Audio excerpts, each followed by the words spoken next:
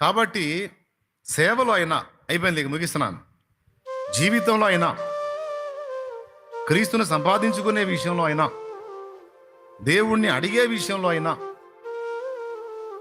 ఎందుకు అలాగా రిస్కులు పెడతాడు, ఎందుకు అలాగా నలగనిస్తాడు అంటే దాని విలువ మనకు అర్థం కావటం కోసం.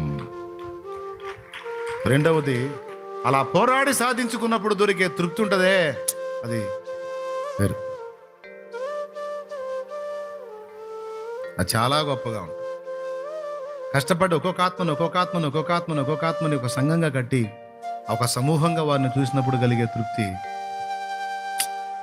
10 మంది పిల్లల్ని కన్నా తల్లి బిడ్డలందరినీ చూసుకుని ఎంత లోపల మురిసిపోయిద్దో అట్లా ఉంటుంది. ఆ ఆనందమే వేరు, ఆ తృప్తే వేరు. అయితే రిస్కులు. తమ్ముడు, ఏమర్థమైంది తమ్ముడు?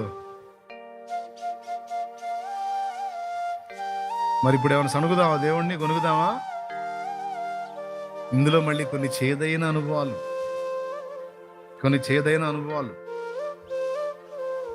కొన్ని ఊహించని పరిణామాలు,